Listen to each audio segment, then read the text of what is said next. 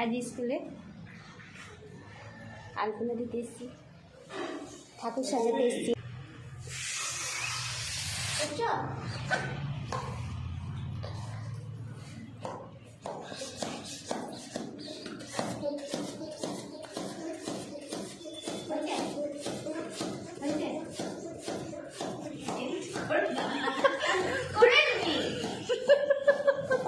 তোমার দিকেই ফোকাস আছে।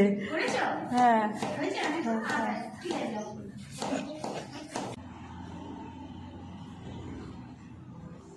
আমাদের স্কুলের ঠাকুর।